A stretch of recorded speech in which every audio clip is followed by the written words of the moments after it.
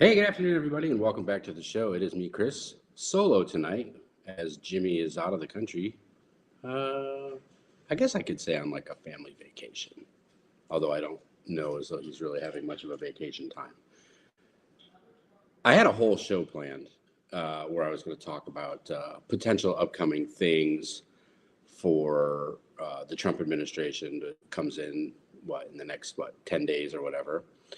But this fire story in California has kind of piqued my interest more than the other thing. So I wanted to talk a little bit about it, and here's why.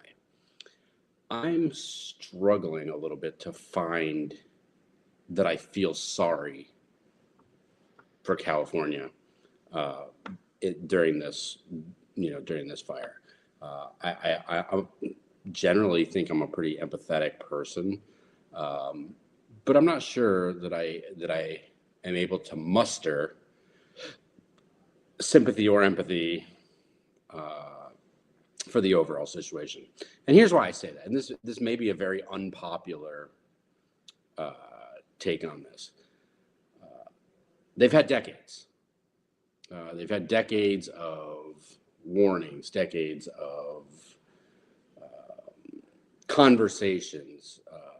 People, you know, from the federal government, from other states, saying, "Hey, you're not really doing what you need to be doing to, minimize these forest fires. You're not really doing the things that need to be done. Yeah, are you putting in policies? Sure. Are they effective? No. And now, here you go. This is what you have. You have this, highly populated. I think LA County alone is 10 million people. That's being completely ravished by this fire. Now, I don't know how this fire started. I've heard um, some indications that, I heard one story, I think, where it started in the back of a house. I heard another story where it didn't. So I don't know. I don't know, but that's not a house catching on fire should not result in this. And there's reasons why it is. And the reasons are because of policies that for decades, um, the politicians in California have ignored. Water restrictions, you know, not doing deforestation and underbrush clearing in their forests. All those things contribute to this type of incident. It was Barack Obama who said elections have consequences. Well, people of California continuously elect people who are incapable, quite frankly, of doing job. It's great that they're electing these people that, hey, and I'm all for it. If you live in an area where the most important thing in the world to you is transgender rights, or the LGBTQ community, if those are the things that are important to you, or illegal immigrants being in your neighborhoods, if those are the things that are most important to you, roger that. Continue to vote the way you want to vote, but understand that the actual things that are going to help your community, the actual things that are going to prevent things like this, are not going to be the policies that are going to be at the forefront of the folks that you're electing, who believe in that these other things are the most important. These are the things that are not going to be prioritized. The priority is going to be those things: the LGBT community, illegal immigrants, uh, social justice. So, equity. Why do I say that? So you have a mayor the mayor of Los Angeles, Bass, who completely inept at her job. But why did she get elected? She got elected because she made her top priority DEI. Now, people are saying, oh, well, people are complaining that they're saying that the fire chief, she's a female, was a DEI hire. Well, that can be true for a couple different. So one, I went and looked at her resume. On paper, she looks like she may or may not. I don't know enough about the fire industry to tell you that she's qualified to run probably like one of the largest fire departments in the country.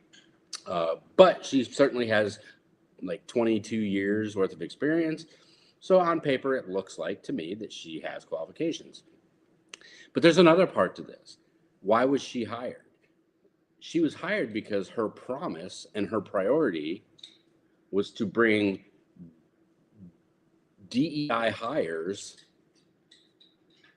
into the fire department. Not most qualified. Not most qualified. That wasn't the requirement. She herself has on video said that, this gives her an opportunity to bring in the LGBTQ community into firefighting where they didn't think that they ever had, that would ever be a place for them. That was her priority. Her priority was not these other things. The mayor and I don't know what they're called out there. I don't know if they're the town board, the town commissioners, whatever they're called in LA, the city commissioners, city board, whatever you want to call them, whatever they're called. They cut $17.5 million from the fire budget. Now, of course, the argument is, and the mayor's response to that is, well, if you look, that money, there was other money that was supposed to come in later. Well, later doesn't help now. So that's not an excuse, and that's not a justification for what's happening now.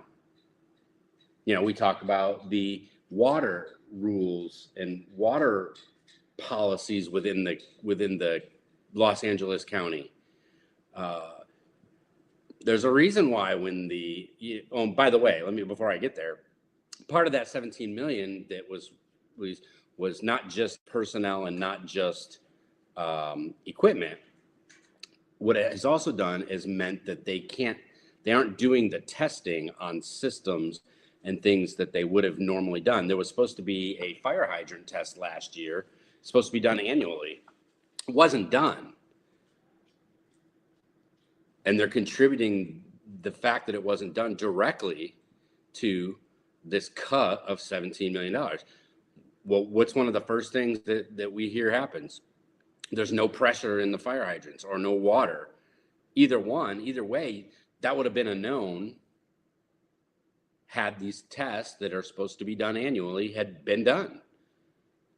But when you cut 17% of a budget, something's got to go. And if you need equipment, if you need people, those should be the priorities, or those will be the priorities over doing testing, like normal annual maintenance, those kinds of things.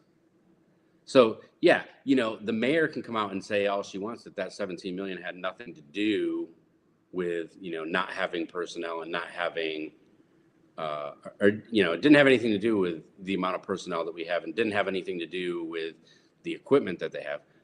Right. And that may be true. But what it does have to do with is the fact that they're not able to do the required annual things like testing and things like that. The reservoirs being empty, again, based on policy. So again, Barack Obama said it best, elections have consequences. And this is where I struggle to have sympathy for California right now. I just don't know that I can. We've said it for decades, at least a decade that I'm aware of. I can remember, it had to be 15 years ago, just hearing about, crazy policies that were being put in place, restricting farmers' ability. California is the biggest ag state in the country. And they were restricting water to the farmers to save a tiny smelt fish. And that was 15 years ago. And those policies have continued. So I'm not sure that I really feel, or let me say it like this. It's hard for me to find a reason to sympathize with people who consistently and continuously elect the people who continuously make these policies and live by these policies. You get what you vote for. And quite frankly, I think right now you're seeing the result. I mean, the fire chief on camera yesterday said that the leadership, her leadership, which is the mayor, which is the commissioners or whatever you want to call them, or whatever they're called out there, failed her and failed the department because they're not provided with what they need to do their job. They're not provided with the money to be able to go do testing. They're not provided with equipment that they need. They're not provided with the manpower necessarily that they need all over the place. And that's all policy driven. So again, you elect these people and with the expectation that they're going to change, and they never do. Because again, I went back and looked and I saw that these conversations and these questions about these questionable policies, particularly around water, particularly around deforestation efforts, there was an article that was written in 2001, 2002 that I read that talked about, California is not going through and clearing out underbrush. Now, that doesn't mean that this fire started in the forest, but what that does mean is once the fire starts and there's all this underbrush, all over the place. Keep in mind with the winds that they've had out there, I think they're 80 to 100 mile an hour, the Santa Ana winds that have really stirred this up. One ember can be blown up to like 1.5 miles to 2 miles away. So think about how many buildings and places are on fire. How many embers is that? Millions of embers. And if each one can travel, 1 mile to 2 miles because of the winds, I just don't see how you ever get anything like this under control, particularly because you're restricting water and you're not doing your deforestation to fix or to minimize. I won't say fix, but it certainly would provide a buffer in some areas if this was done. And it hasn't been done. Like I said, there's articles going all the way back to the early 2000s talking about this and what a problem it is. The other part of it is I didn't see, now of course that it's hitting the Pacific Palisades, Hollywood, Beverly Hills potentially, and you have all these multimillionaires and famous people that live out there. Now all of a sudden this has to be everyone's top priority. Well, what about North Carolina? What about Louisiana? What about Florida? What about the Gulf Coast?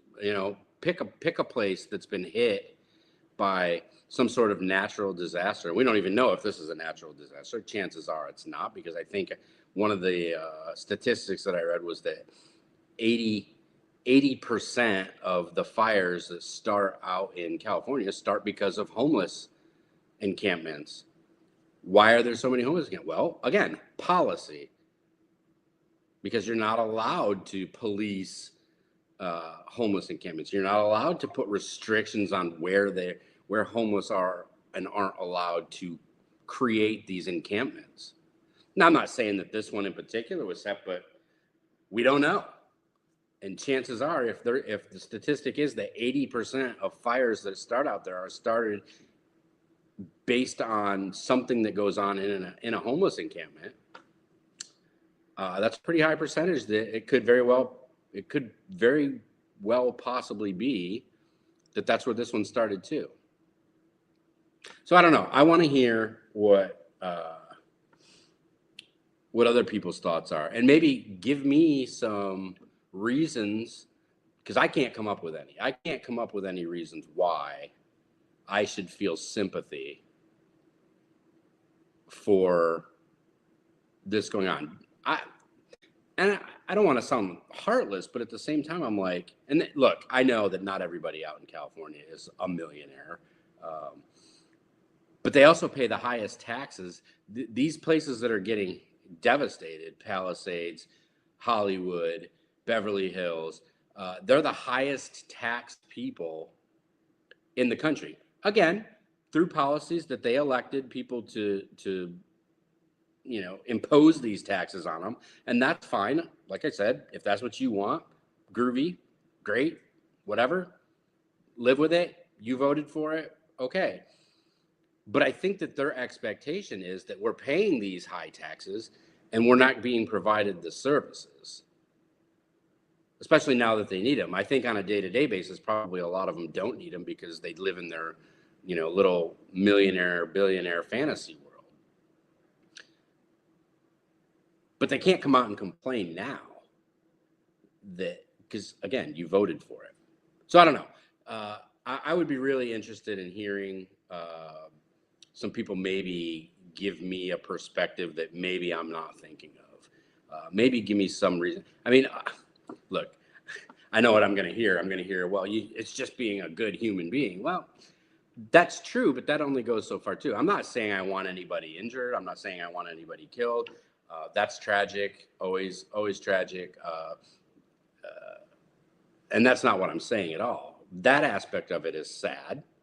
But again, if you continuously vote for these restrictive policies to be put in place, I don't see how now you can come back and complain and cry when you've been told for decades that that these policies are terrible. But I don't know. Maybe somebody can give me a perspective I'm not thinking of, um, and maybe it'll change my mind a little bit, or give me something else to think about, because I think I look at most things in a lot of different from a lot of different angles, and I just, for the life of me, can't find one reason why I should feel sorry for California right now. Let me know. We'll see you all on Tuesday.